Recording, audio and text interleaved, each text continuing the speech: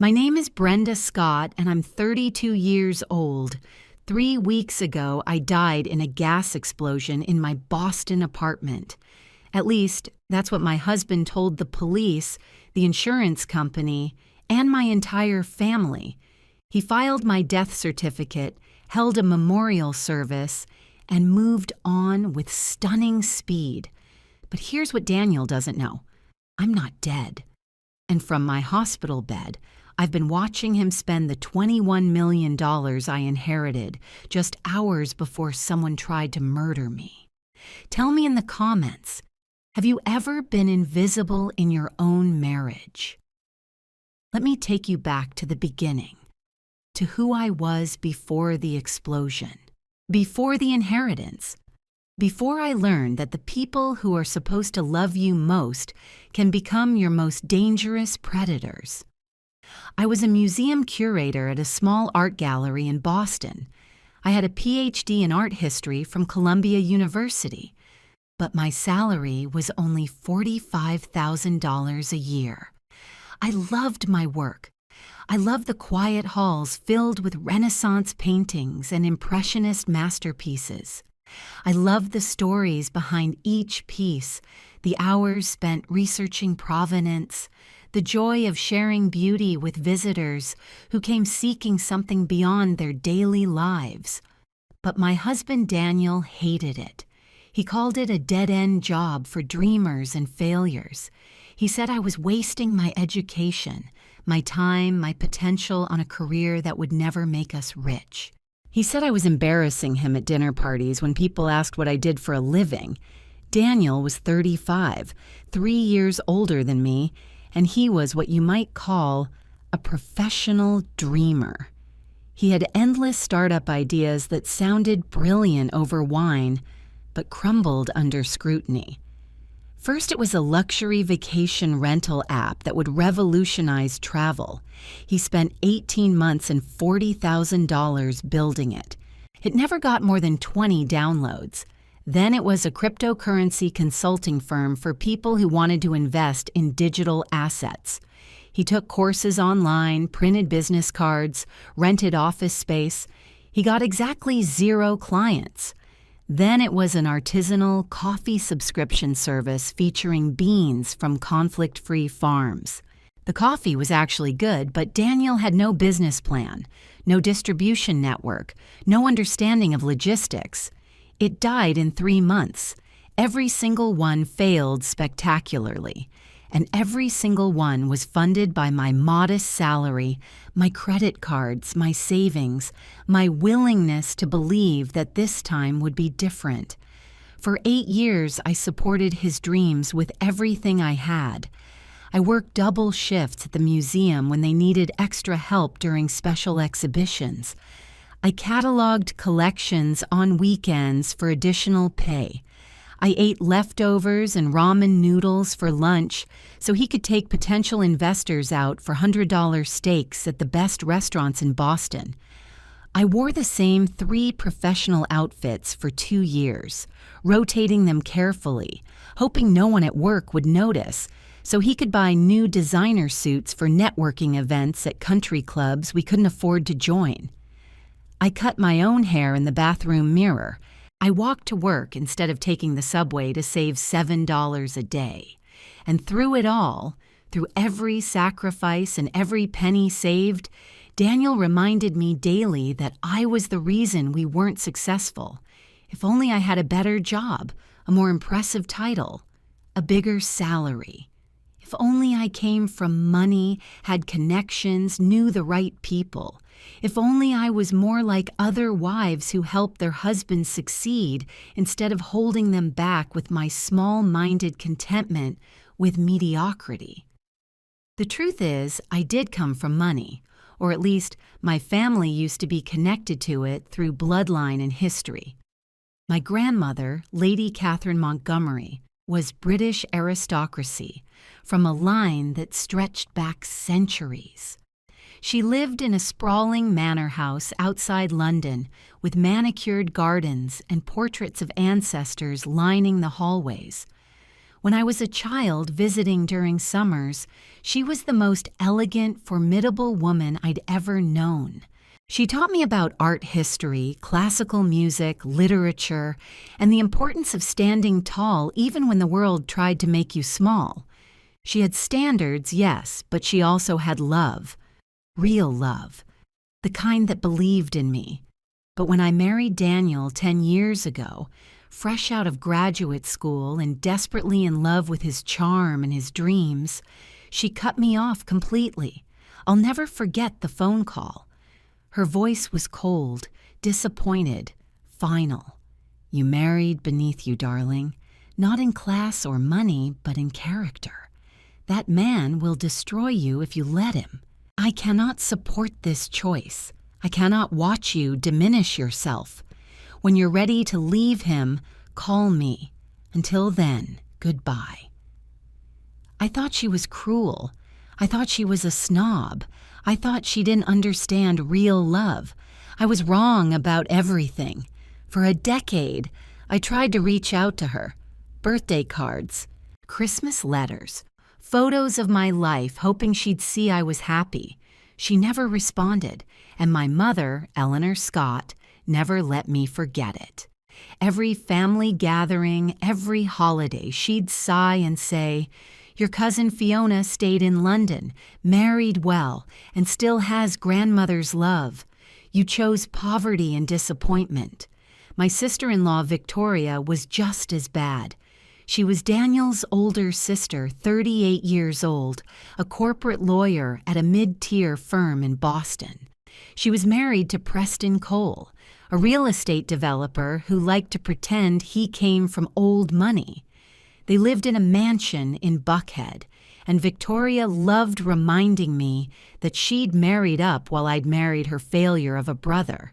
At family dinners, she'd seat me at the kids' table as a joke.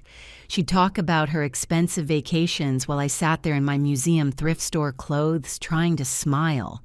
But I stayed. I stayed because I believed in Daniel. I stayed because I thought love meant sacrifice. I stayed because I was invisible everywhere else in my life, and at least with him, I was someone's wife. At least I belonged somewhere. Then, on a cold Tuesday in March, everything changed. I got a call at work from a London number.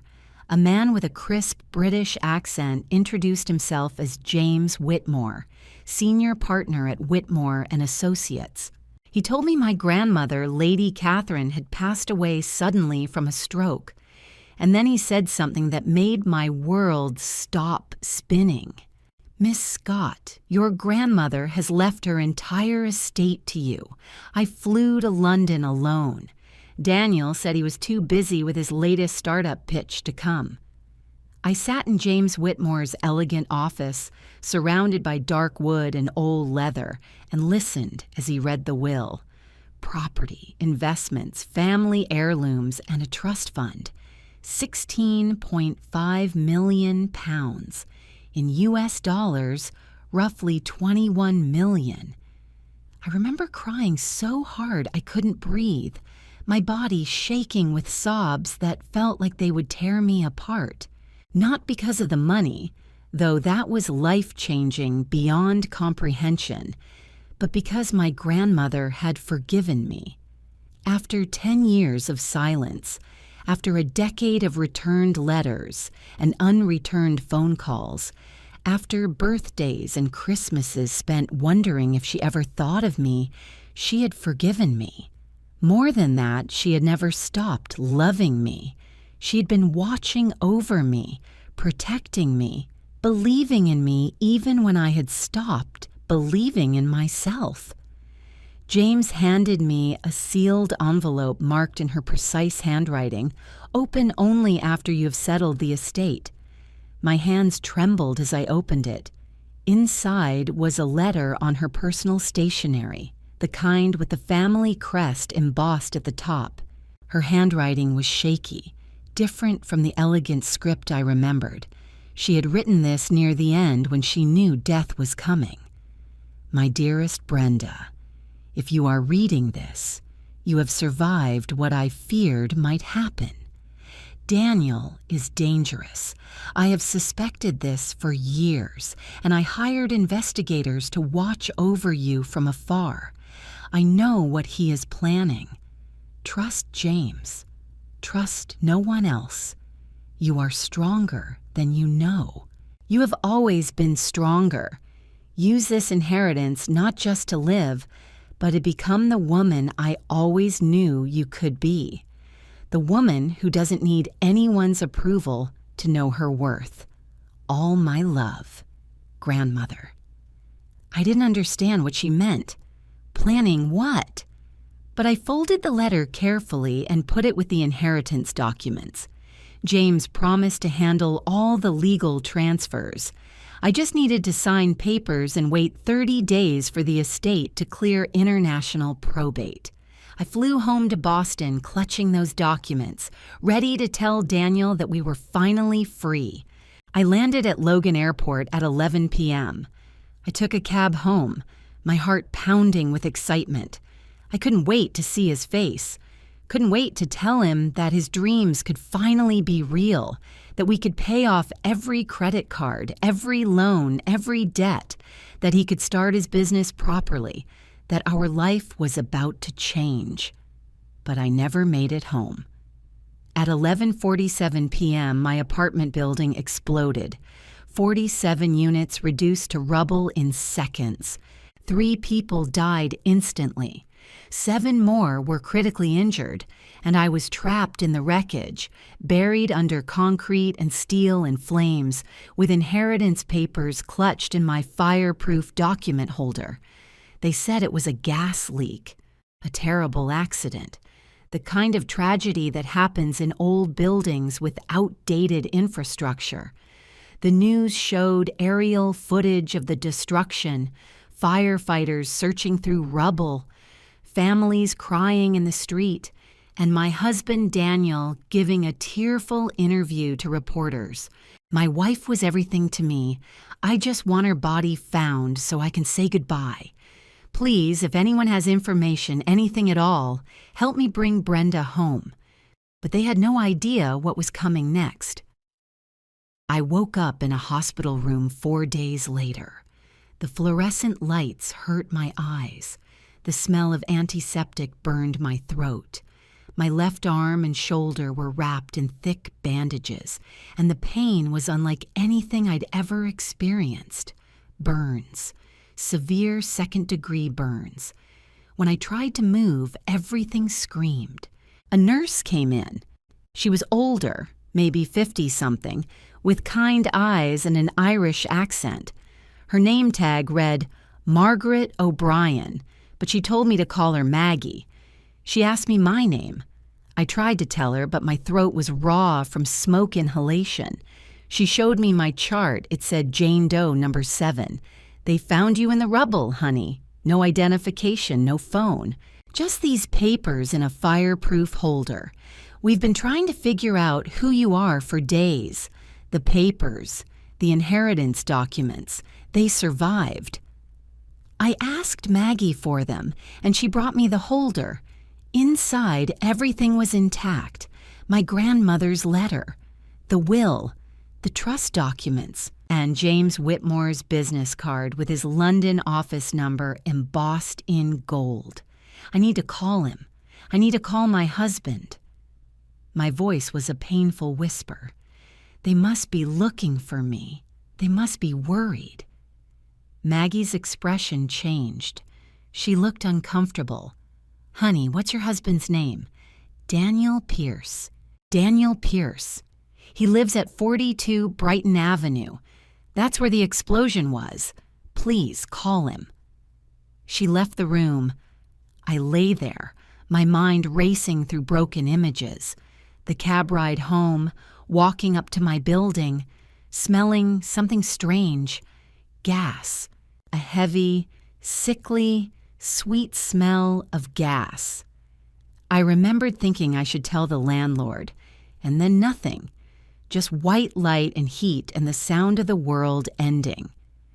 Maggie came back 20 minutes later with a social worker and a man in a suit. The man introduced himself as a Boston police detective. He asked me gentle questions about what I remembered. I told him everything, the smell, the explosion, waking up here. He took notes carefully. Then he asked the question that made my blood run cold. "Miss Scott, do you know that your husband filed a death certificate for you 2 days ago?" "What?" "He held a memorial service yesterday at St. Patrick's Cathedral. 200 people attended. He gave a eulogy. He's been on the news every day asking people to pray for your soul." The room started spinning.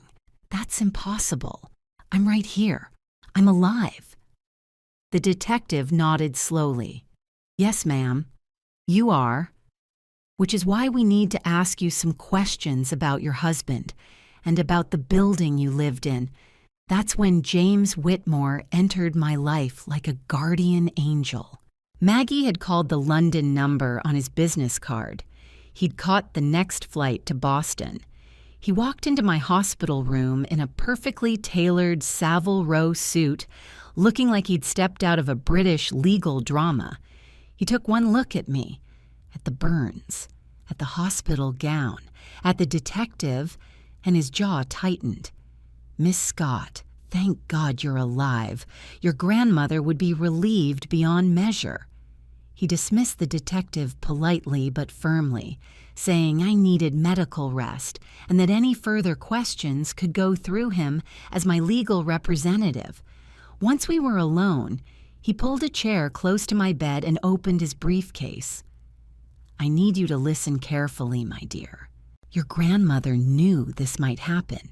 He pulled out files, police reports, investigation photographs, background checks. My grandmother hadn't just hired investigators to watch over me. She'd hired them to investigate Daniel, and what they had found was terrifying. 3 weeks before her death, Daniel had taken out a $2 million life insurance policy on me. He'd forged my signature. He'd listed himself as the sole beneficiary. He'd told the insurance agent that I'd been depressed, that I'd been having suicidal thoughts, that he was worried about me.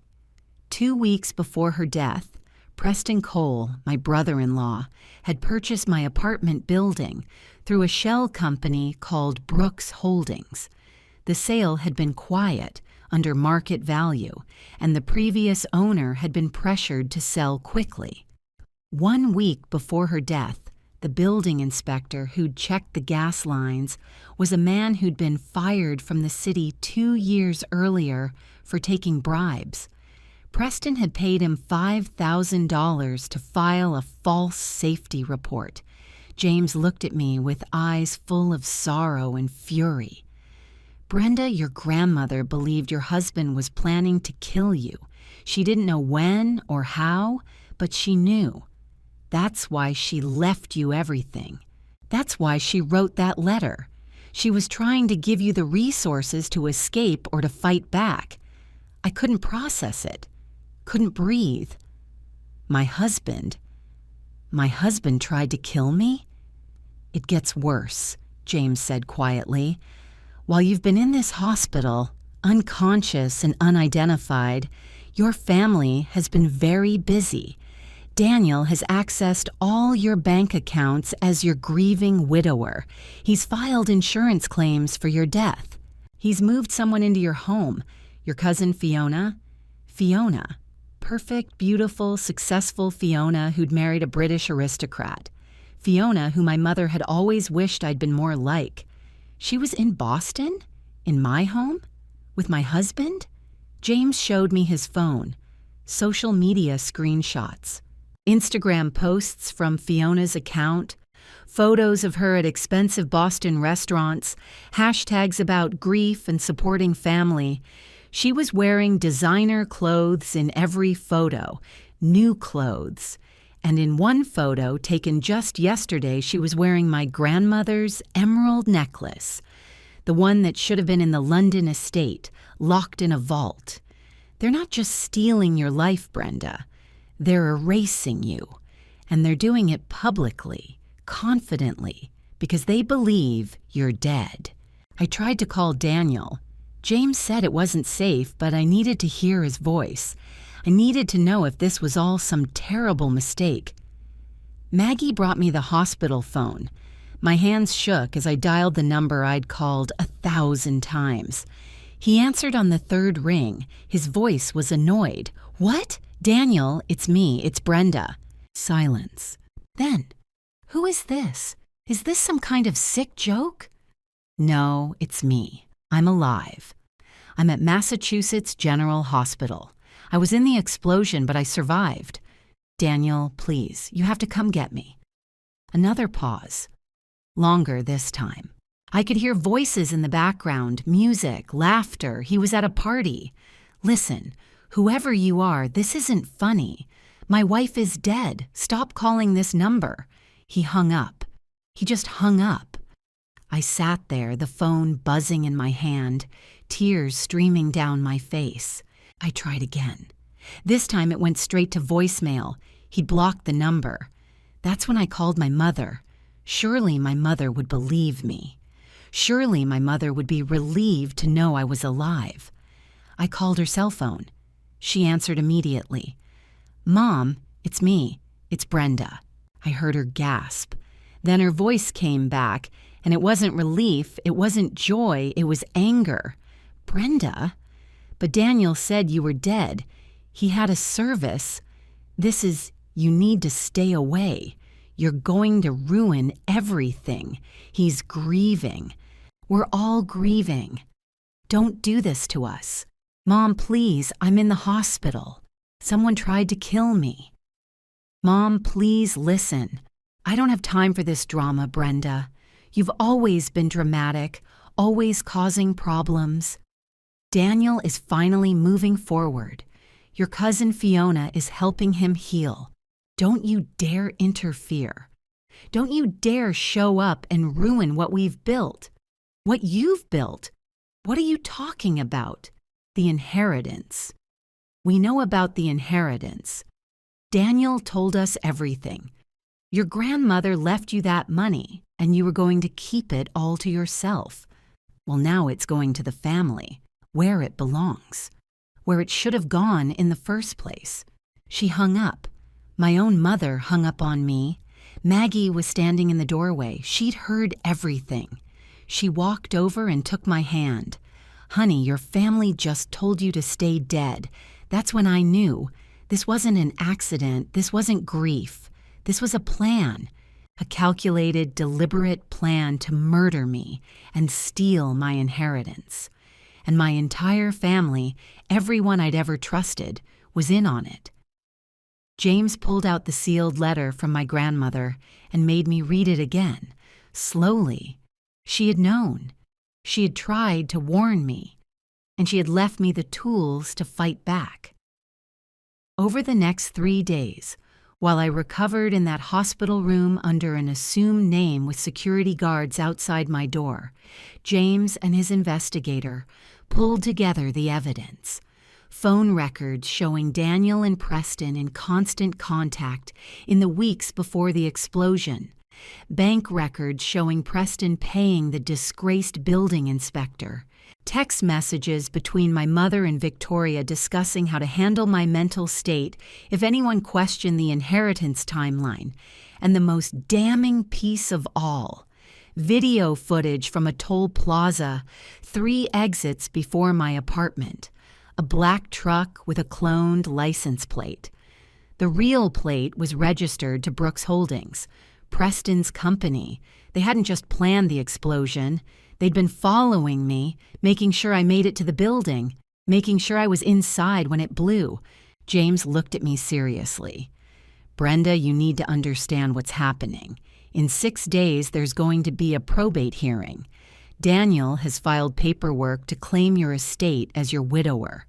Victoria has prepared backup conservatorship documents declaring you mentally unstable, in case anyone challenges his claim. Your mother has signed an affidavit, testifying to your history of depression and suicidal thoughts. They have a complete plan to take every penny.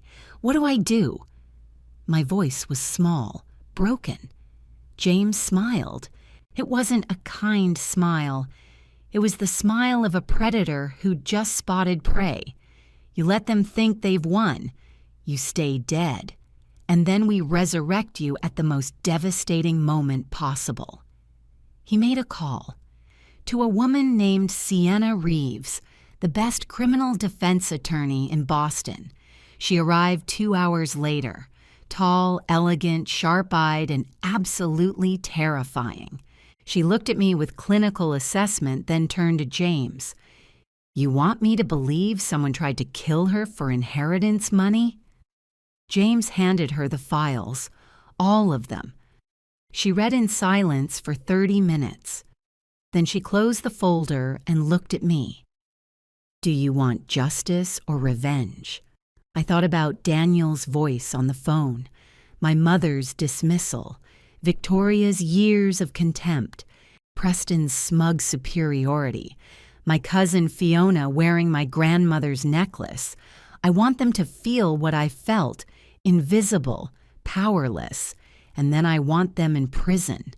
Sienna's smile was sharp as glass.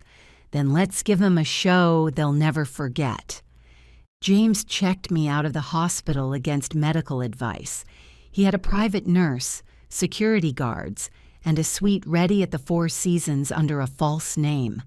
The presidential suite, floor-to-ceiling windows overlooking Boston, 24-hour security, complete anonymity. For the first time in my life, I was living in the kind of luxury Daniel had always dreamed about. And I was doing it while he thought I was dead. The burns on my arm were healing slowly. The nurse changed my bandages twice a day. The scars would be permanent, the doctor said, a reminder of what they'd tried to do to me. I looked at them in the mirror every morning, and instead of shame, I felt something else: power, proof, evidence, written on my own skin. Sienna and James worked around the clock. They had investigators tracking every move Daniel made, every credit card transaction, every phone call, every social media post. And what we found was worse than I'd imagined. Daniel had accessed my bank accounts and drained $40,000, my entire savings. The money I'd scraped together from 8 years of museum work. He'd spent it in less than a week. $5,000 at a jewelry store. The receipt showed a diamond engagement ring, $3,000 at a high-end restaurant, $2,000 on a weekend trip to the Cape, $8,000 on clothes, designer suits, Italian shoes. He was living like a king on my corpse's credit. But the worst part was Victoria's paperwork. Sienna got copies of what she'd filed with the probate court, a petition for emergency conservatorship. It claimed that I had been mentally unstable for years, that I'd had delusions of persecution, that I'd been paranoid, erratic, suicidal. My mother's affidavit backed it all up with lies spanning my entire childhood. According to these documents, I'd always been the broken one, the damaged one, the one who needed to be controlled for my own safety. And now that I'd suddenly inherited $21 million, they argued, it would be dangerous to let that money sit unclaimed. Someone responsible needed to take control. Someone like my loving husband, Daniel, or my concerned sister-in-law, Victoria, or my protective brother-in-law, Preston. The hearing was scheduled for Monday morning, 6 days away. The same day they'd planned an engagement party at Victoria's mansion, Daniel and Fiona's engagement party. 3 weeks after my supposed death, my husband was throwing a party to celebrate his new life with my cousin. The investigators James hired were thorough. They set up surveillance outside Victoria's house, outside my old apartment building, outside the restaurants and shops Daniel frequented, and they recorded everything. On day 5, they captured audio from a private meeting, Victoria's home office, evening, 6 people inside. Daniel, Victoria, Preston, my mother, Eleanor, Fiona, and Victoria's lawyer. The investigators had gotten a warrant.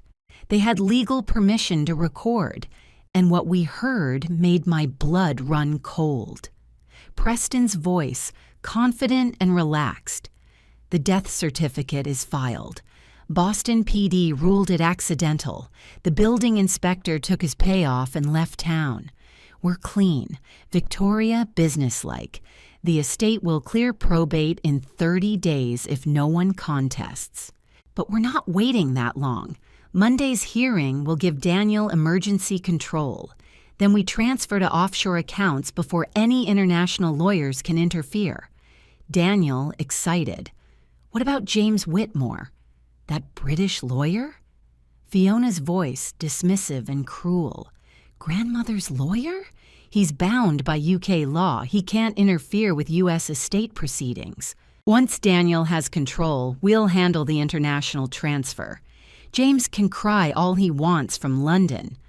My mother's voice made me feel physically sick. And if anyone asked questions about Brenda's mental state, Victoria, smooth. We have your affidavit, Eleanor. Years of instability, depression, suicidal ideation. It's all documented. The court will believe a concerned mother over a dead woman's reputation. My mother actually laughed. It's what she would have wanted. She'd want family to have it. She always was too naive about money. Then Daniel's voice. The voice I'd loved for 8 years. The voice that had whispered promises and dreams and forever. God, I can't believe it worked. When Preston suggested the gas leak, I thought it was insane, but it was perfect. Absolutely perfect. Fiona giggling. Darling, you were brilliant. The grieving husband performance, the tears on camera, Emmy-worthy. Daniel, smug. The best part? She actually thought I loved her. 8 years of that mousy little museum rat, and she never suspected. She was so desperate to be loved. It was almost too easy. The recording stopped. Sienna pressed pause. We sat in silence in my hotel suite. James poured himself a scotch. Sienna stared at her legal pad. I just sat there, feeling nothing. Not shock, not even pain. Just a cold, empty clarity. They didn't just try to kill me. They despised me. Every kind word Daniel had ever said, every promise, every moment of tenderness, it had all been a lie.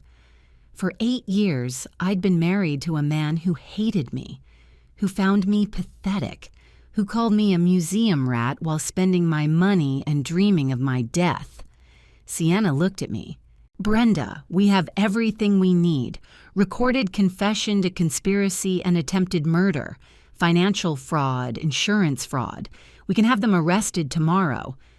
No. My voice surprised me. It was steady, cold. No. Let them have their party. Let them celebrate. Let them invite everyone they know. Let them stand up in front of 200 people and announce their engagement. And then we walk in. James raised an eyebrow. The flair for drama runs in your family. Your grandmother would approve. Sienna nodded slowly. All right, but we do this my way. Controlled. Legal. Devastating. I'm going to need 3 days to set everything up. Can you stay dead for 3 more days? I looked at my reflection in the window, at the woman I'd become. The burns on my shoulder, the strength in my eyes, the absolute absence of fear. I can stay dead forever if it means they rot in prison. Over the next 3 days, Sienna executed a plan so brilliant it almost scared me. She made contact with Daniel, pretending to be a probate attorney helping process the estate. She met him at coffee shops at his favorite restaurant, feeding him just enough legal jargon to make him confident. She asked him to sign preliminary documents. Every signature was recorded, every conversation documented. She met with Preston, who tried to bribe her, $50,000 to expedite the transfer. She recorded the wire transfer, accepted the money into a monitored account. Federal banking fraud, she said with satisfaction. That's federal prison. She met with Victoria, who handed over the forged conservatorship papers, the ones with my signature that I'd never written. Victoria explained how she had them prepared weeks before my death, just in case. Just in case I survived? Sienna asked innocently. Victoria laughed. Just in case she got difficult. Every meeting was recorded, every document photographed, every crime captured in stunning high-definition clarity. On Sunday evening, the night before the Monday hearing, Victoria's mansion was transformed into a party venue. White tents in the garden, string quartet on the terrace, catered food from Boston's most expensive restaurant. 200 guests invited. Boston's social elite, Daniel's business contacts, my former colleagues from the museum, my mother's society friends, even a reporter from the Boston Globe Society page. The invitation read, "Celebrate new beginnings with Daniel Pierce and Fiona Montgomery Scott. Join us for an evening of love, hope, and moving forward, over my grave, literally." Sienna picked me up at 6 p.m. She'd arranged everything. Hair and makeup professionals had come to the hotel. I barely recognized myself in the mirror. My auburn hair was styled in an elegant updo. My makeup was flawless, dramatic, powerful. And the dress. Sienna had chosen a blood-red gown, designer. Probably cost more than my car. But it wasn't the dress that made the statement, it was my shoulder. The dress was cut to show the burn scars, not hide them, display them. They ran from my shoulder, down my left arm in silvery, twisted patterns. They were beautiful in a terrible way. They were proof. James arrived in a town car with FBI agents, not Boston PD, federal agents. Because what Preston and Daniel and Victoria had done crossed state lines, international wire fraud, federal jurisdiction, federal prison. "Are you ready?" Sienna asked. I looked at her, at James, at the agents, and my reflection one more time. I'd spent 32 years trying to be small, trying to earn love from people who were incapable of giving it, trying to make myself worthy of approval I should never have needed. I was done being small. Let's go. Victoria's mansion was blazing with light when we arrived. Music floated through the open windows. Laughter and conversation hummed in the warm evening air. Through the windows, I could see my old life, the people I'd known, the family I'd loved, all of them celebrating my death like it was a holiday. We parked down the street, out of sight. Sienna checked her phone. Inside, according to her contact, Victoria was about to give a toast. Perfect timing. The FBI agents adjusted their equipment. They wore plain clothes, but I could see the badges clipped to their belts, the guns holstered under their jackets. This wasn't a social call. This was an arrest. James turned to me. "Last chance to back out, my dear. We can do this quietly. Arrest them tomorrow at the courthouse. Spare you the spectacle." I thought about Daniel's voice on that recording. Museum rat. Desperate. Too easy. I thought about my mother telling me to stay away, about Fiona wearing my grandmother's necklace, about 8 years of being invisible. No, they get the spectacle. They earned it. We walked up the circular driveway. The front doors were open. Inside, I could hear Victoria's voice amplified by a microphone. She was in the middle of her toast. "Friends, family, thank you all for being here tonight. 3 weeks ago, we suffered a terrible tragedy. We lost Brenda, a kind soul, a loving wife, a cherished family member. I almost laughed. Cherished. Sure, but tonight, Victoria continued, we celebrate the resilience of the human heart. We celebrate love that survives grief. We celebrate new beginnings. Daniel and Fiona have found solace in each other. They've found hope, and we, their family, support them completely. To Daniel and Fiona, to moving forward, to new chapters. The sound of glasses clinking, applause. Then Daniel's voice taking the microphone. Thank you all, truly. Brenda would have wanted this. She would have wanted us to be happy. She would have wanted family to take care of her legacy. And I promise you all, I will honor her memory by making sure her inheritance is used wisely, responsibly, for the good of everyone she loved. That was our cue. Sienna nodded to the agents. The music was still playing, the string quartet working through a cheerful melody. We walked through the open door. The FBI agents went first, 6 of them. They didn't announce themselves. They just walked into the center of the room and stood there, silent, imposing. The music stuttered to a stop. The quartet's bows froze mid-stroke. Conversations died. 200 people turned to stare. Then Sienna walked in, elegant in a charcoal gray suit, heels clicking on the marble floor, briefcase in hand. She looked like death in designer clothing. Then James, distinguished, British, radiating old-world authority. Then me.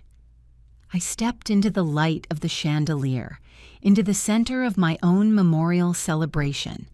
The room didn't just go quiet, it went silent in a way that felt supernatural, like someone had pressed pause on reality itself.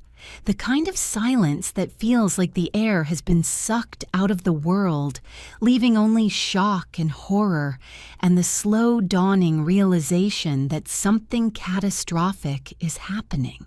200 people frozen mid-conversation, mid-laugh, mid-sip of champagne. The string quartet's bows suspended above strings, waiters holding trays of hors d'oeuvres like statues. And in the center of it all, my family, the people who had tried to erase me from existence. Fiona saw me first. She was standing next to Daniel wearing a white cocktail dress, my grandmother's emerald necklace at her throat. Her champagne glass slipped from her hand. It hit the marble floor and exploded. The sound was like a gunshot. Daniel turned. He looked right at me. His face went through emotions so fast I could barely track them.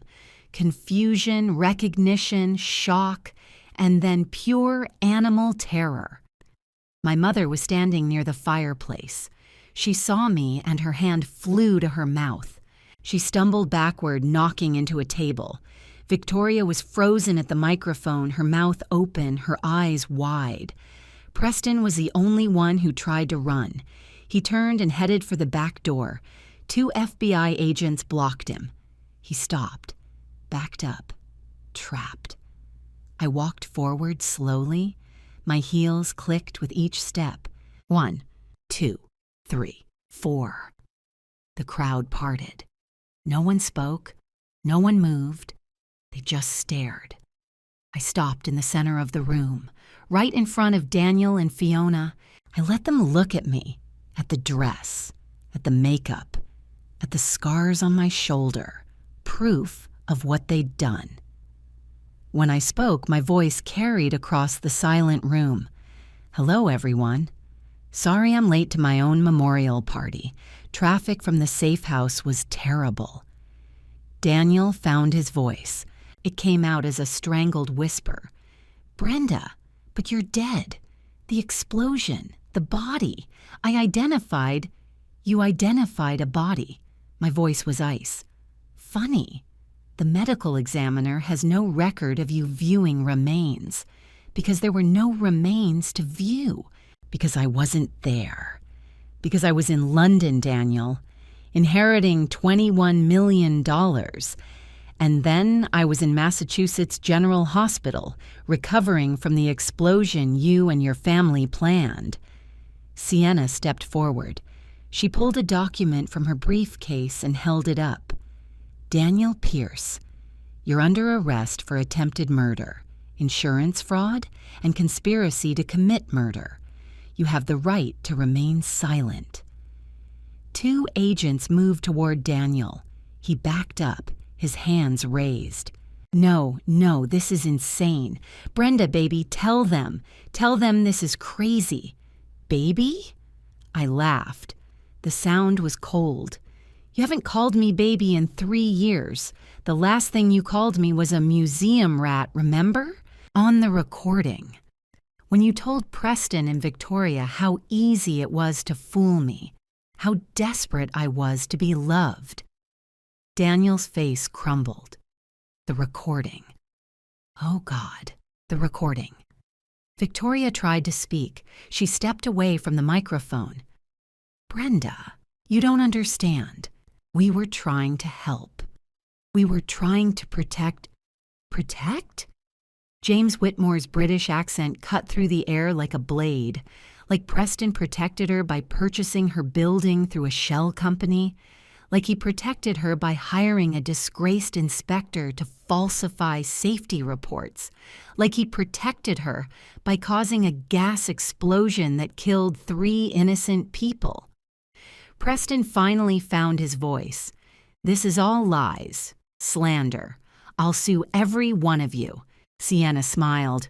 Please do. I'd love to present this in court. She pulled out her phone and pressed play. Preston's recorded voice filled the room. When Preston suggested the gas leak, I thought it was insane. But it was perfect. Absolutely perfect. Then Daniel's voice. She actually thought I loved her. 8 years of that mousy little museum rat, and she never suspected. Then Victoria. We have your affidavit, Eleanor. Years of instability, depression, suicidal ideation. Then my mother. It's what she would have wanted. She'd want family to have it. The recording stopped. The room was frozen. Every guest staring at my family, at the people who'd just been caught confessing to murder on tape. Fiona broke the silence. She turned on Daniel, her face twisted with rage. This was all you. You told me she was dead. You said it was an accident. You told me. I didn't know about the explosion, Daniel shouted back. I thought she died naturally. You said, liar. Fiona shrieked. You knew. You planned this. You ruined me. I held up a hand. Both of you. Stop. I looked at Fiona. You moved into my home 3 days after my death. You wore my grandmother's jewelry to seduce my husband. You planned to take the London house. Don't pretend you're innocent. You're just angry you got caught. I turned to the room, to all 200 guests who'd come to celebrate my death. You all came here tonight to watch my husband move on, to support new love, to celebrate new beginnings. But you're not celebrating love. You're celebrating murder. And every single one of you is complicit. The FBI agents moved. Daniel was cuffed first, then Preston, then Victoria, then Fiona. My mother stood frozen by the fireplace, tears streaming down her face. An agent approached her. Eleanor Scott, you're under arrest for filing a false affidavit and conspiracy to commit fraud. Mom. The word came out before I could stop it. She looked at me. Our eyes met across the room. Brenda, baby, I didn't know. They told me it was an accident. I didn't know about the explosion. I just signed papers. I just wanted to help. You told me to stay dead, Mom. I called you from the hospital, burns covering my body, and you told me not to ruin what you'd built. What exactly did you build, Mom? What was worth more than your daughter's life? She had no answer. The agent cuffed her, led her away. Daniel was the last to be taken out. He turned back to look at me. The agents were holding him by both arms.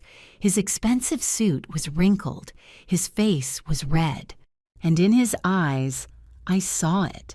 Not remorse, not regret, just pure, burning hatred. You were nothing, Brenda. Nothing without me, a pathetic little museum curator with a dead-end life. I walked closer to him, close enough to whisper, "You're right. I was nothing. And I thank you for that, because nothing learned to survive. Nothing learned to fight back. Nothing learned she didn't need your approval or your love or your validation. And you? You're exactly what you always were. A parasite who thought he could kill his host and inherit the house." I stepped back, addressed the entire room one last time, to everyone here who treated me as invisible, who dismissed me, who thought I wasn't worth your time. Thank you. You taught me who I really was, not the woman desperate for your approval, but the woman who could survive your betrayal, the woman my grandmother always knew I could be. James handed me a folder. I opened it and pulled out a document. The Lady Catherine Montgomery Foundation is now officially established. $15 million dedicated to domestic violence survivors, helping women escape, rebuild, thrive. Because my grandmother taught me something important. The best revenge isn't living well. It's making sure others can live at all. The agents led them out. Daniel, Preston, Victoria, Fiona, my mother, all of them in handcuffs, all of them facing federal charges. The guests stood in stunned silence, holding their champagne glasses, staring. The reporter from the Boston Globe was frantically typing on her phone. This was going to be front-page news by morning. I turned to leave, then stopped. One more thing. I looked at the crowd. If any of you were truly my friends, if any of you actually cared, you would have questioned my death. You would have wondered why my husband moved on so fast. You would have suspected something, but you didn't. Because I was invisible to you too, so thank you for that lesson as well. I walked out. James and Sienna followed. Behind us, I could hear the murmurs starting. The shocked conversations, the scandal spreading like wildfire. In the car, I finally let myself breathe, let myself feel. Sienna looked at me with something like respect. That was the most controlled act of vengeance I've ever witnessed. It wasn't vengeance. My voice was quiet. It was justice. James poured champagne from a bottle he'd brought, to Lady Catherine, and to her granddaughter, who learned that strength isn't about being loud, it's about being patient. We drove away from that mansion, from my old life, from the people who'd tried to erase me. And for the first time in 32 years, I felt visible. Not because someone else saw me, but because I finally saw myself. The trial lasted 3 months of testimony, evidence, and media circus. It was front-page news every single day. The Boston Globe ran a series called The Inheritance Murder Plot. National news outlets picked it up. CNN, MSNBC, Fox News, they all covered it obsessively. Everyone wanted to know how a quiet museum curator with a PhD in art history had survived attempted murder and exposed an entire family conspiracy that read like a crime thriller. Court TV live-streamed every moment. Social media exploded with hashtags. Legal analysts debated the case on morning shows. The story had everything audiences craved: money, betrayal, attempted murder, a woman rising from the ashes, and justice served cold. Daniel was convicted first. The evidence against him was overwhelming.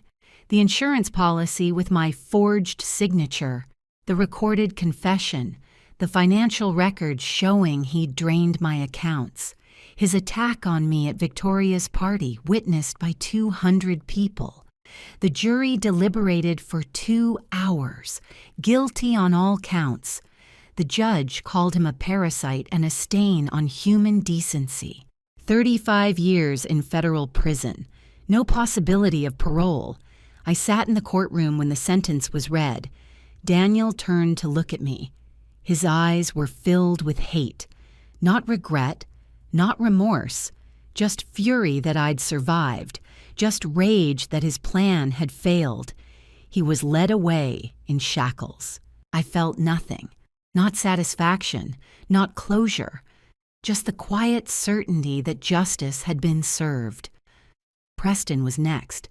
The investigation into Brooks Holdings uncovered 6 other suspicious fires, 4 other deaths, buildings he'd owned, insurance payouts he'd collected. The federal prosecutor called him a serial killer who used real estate as his weapon. He was sentenced to life without parole. His wife divorced him. His real estate empire collapsed. Every property seized. Every account frozen. He lost everything. Victoria was disbarred before her trial even began. The Massachusetts Bar Association stripped her license for fraud, forgery, and conspiracy. She was convicted and sentenced to 20 years. Her husband took full custody of their children. She went from corporate lawyer to inmate in a matter of months. Everything she'd worked for, everything she'd been proud of, gone.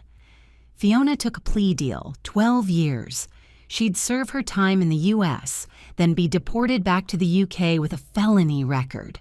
Her British aristocrat husband divorced her immediately. Her family disowned her. My grandmother's jewelry was recovered. All of it. Fiona would return to London with nothing. The cousin who was supposed to have it all ended up with less than nothing. My mother was offered a deal, testify against the others, and she'd get probation. 3 years supervised release, community service. She took it. She testified to everything.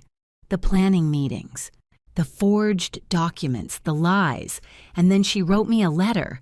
It was 12 pages long, filled with apologies and excuses and pleas for forgiveness.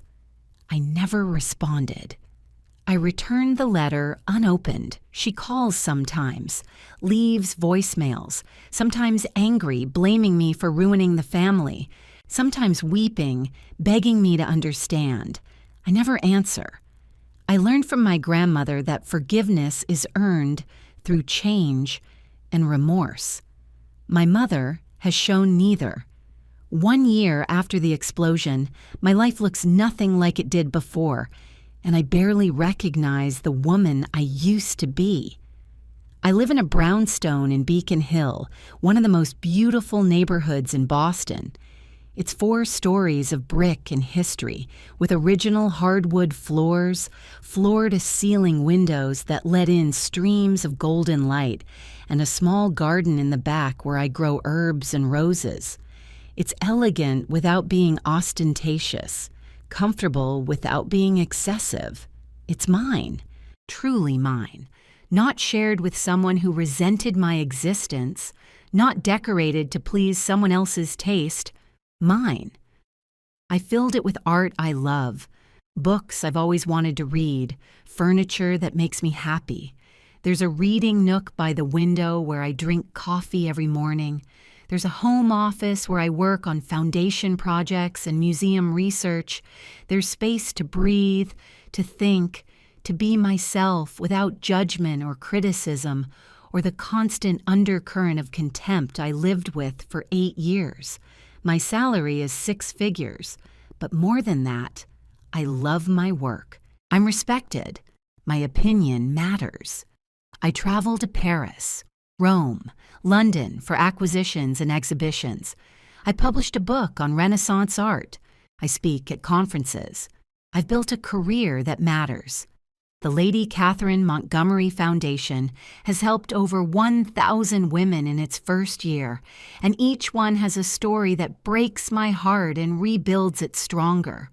We provide comprehensive legal aid through partnerships with top law firms who donate pro bono hours. We offer emergency housing in safe locations where abusers can't find them. We provide job training in fields with real career potential, not just minimum wage survival. We offer counseling with trauma-specialized therapists who understand that healing isn't linear. We create support networks where women can connect with others who've survived similar horrors and come out stronger. We partner with hospitals like Massachusetts General, the one that saved me, training staff to recognize signs of abuse and offering resources immediately. Nurse Maggie O'Brien, the woman who believed me when no one else did, sits on our advisory board and trains other nurses in how to see what victims try to hide.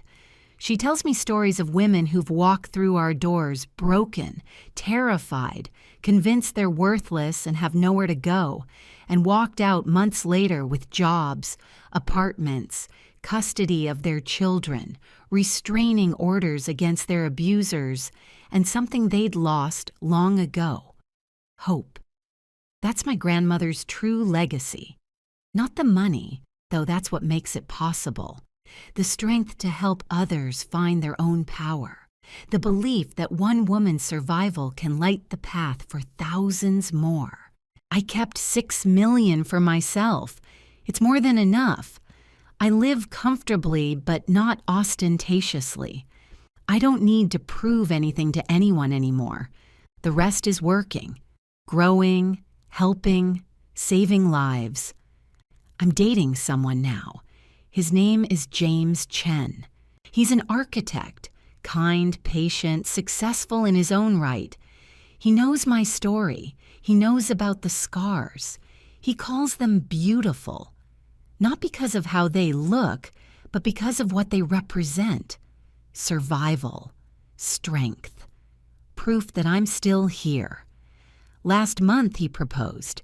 We were in the museum after hours, standing in the gallery with my grandmother's portrait, the one James Whitmore donated to the collection. She's immortalized there now, elegant, formidable, watching over me. James got down on one knee. You built yourself back from nothing. Would you let me help you build something new together? I looked at him, at his kind eyes, at the ring in his hand. Simple, elegant, not flashy, not trying to buy me, just asking. I'm not nothing. I never was. He smiled. I know. That's why I'm asking. I said yes. The trial aftermath brought unexpected connections. Women I'd never met reached out. Women who'd seen the news coverage. Women trapped in abusive marriages. Women who felt invisible. Women who needed to know they could survive. I read every message, responded to as many as I could. Some of them now work at the foundation. Some of them became friends. My chosen family grew. James Whitmore visits quarterly. We have tea at the Ritz. He tells me stories about my grandmother, how she was fierce and brilliant and how she never stopped believing I'd find my strength. He's become the father figure I never had, the mentor, the proof that family isn't always blood. Sienna Reeves and I volunteer together at the foundation. She provides pro bono legal services for women leaving abusive situations. She's terrifying in court and gentle with survivors. We've become close friends. She says I taught her something important. That justice isn't always about punishment. Sometimes it's about prevention, about making sure the next woman doesn't have to go through what I did. The scars on my shoulder are still there. They'll always be there. But I don't hide them anymore. I wear them. In formal photographs for the foundation, in magazine interviews, in my life. They're part of my story. They're proof that you can walk through fire and come out stronger. Daniel writes me letters from prison. They arrive every few months. I donate them unopened to the prosecutor's office. They're building a harassment case. More charges, more time. He'll never get out. He'll spend the rest of his life in a cell, and I'll spend mine free. People ask me how I forgave them, how I moved on, how I let go of the anger. The truth is, I didn't forgive. Forgiveness is for people who've earned it through remorse and change. My family showed neither. But I did something more powerful than forgiveness. I let go. I let go of the need for their approval. I let go of the fantasy of the family I wished I had. I let go of the girl who would have died trying to earn love from people incapable of giving it. My grandmother taught me that. She left me more than money. She left me a letter that said, "You are not defined by those who failed to see your worth. You are defined by how you rise after they have tried to bury you." They tried to bury me, literally. They set off an explosion, filed a death certificate, held a memorial, erased me from existence. But I survived. I rose. I rebuilt, and I'm still here. Last week, the foundation held its annual gala. 500 people attended. Donors, survivors, supporters, friends. I gave the keynote speech. I told my story, not for sympathy, not for attention, but so other women would know they're not alone. I stood at that podium and said, "People ask me how I survived. They ask how I forgave. I'll tell you the truth. I didn't forgive. Forgiveness is for people who've earned it." My family showed no remorse. But I did something more powerful. I let go. I let go of the need for their approval. I let go of the fantasy. I let go of the girl who believed love meant sacrifice without reciprocation. My grandmother, Lady Catherine, taught me something vital. She left me money, yes, but more importantly, she left me knowledge. Knowledge that I was not defined by those who failed to see my worth. That I was defined by how I rose after they tried to bury me. They tried to kill me for $21 million, but they didn't understand. The money wasn't the inheritance. The strength was. The knowledge that I could survive the worst betrayal and build something beautiful from the ashes. That was the real gift. Some people are born into loving families. Some of us have to build our own. And sometimes, the family you choose is the one that saves your life. The audience stood, not because my story was sad, but because it was true. Because every woman in that room knew what it felt like to be underestimated, to be dismissed, to be told you're nothing. And every woman in that room needed to hear that nothing can become everything. After the speech, James Chen found me backstage. He wrapped his arms around me, kissed my forehead. "Your grandmother would be so proud." I looked at the program in my hand, at the foundation logo, a phoenix rising from flames. I think she already knew.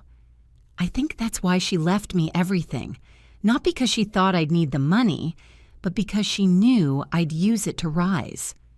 That night, the news coverage showed Daniel's latest appeal being denied, Victoria's request for early parole rejected, Preston's civil suits moving forward, families of his other victims finally getting justice, Fiona's deportation finalized, my mother's probation extended after she violated terms by attempting to contact me. I didn't watch. I was too busy. Too busy laughing with Sienna, hugging Maggie, dancing with James Chen, celebrating foundation graduates, living my life, the life they tried to take, the life I built back stronger. If you're watching this and you feel invisible in your own family, if someone's treating you like you're nothing, please know this: you are not nothing. You are a survivor waiting to rise. You are a phoenix waiting to burn. Tell me in the comments. Have you ever been underestimated by the people who should have loved you most? Have you ever been the disappointing one? Share your story. Let's build our chosen family together. Because the best revenge isn't just living well, it's helping others live too. And to anyone out there planning to betray someone weak, remember this. The meek don't always stay meek. Sometimes they become queens. Hit subscribe if you believe in justice. Hit like if you believe in second chances. Share this if you know someone who needs to hear that they are stronger than they know. My name is Brenda Scott. I'm 33 years old. 1 year ago, someone tried to kill me for $21 million. They failed. I survived. I rebuilt. I thrived. And I learned the most important lesson of my life. You don't need anyone's permission to be powerful. You just need to survive long enough to discover the power was always yours. The Lady Catherine Montgomery Foundation has helped 2,847 survivors rebuild their lives. We've provided housing, legal aid, counseling, and hope. Because my grandmother taught me that true wealth isn't measured in dollars. It's measured in lives changed, in women saved, in futures rebuilt. I stand here today not as a victim, not as a survivor, but as a woman who learned that the people who tried to destroy me only made me stronger, that invisible can become invincible, that nothing can become everything. They gambled on my death. They bet on my silence. They lost, because I learned something in that hospital bed. You don't need to be loud to be powerful. You just need to be patient. You just need to survive. You just need to rise. I did, and you can too.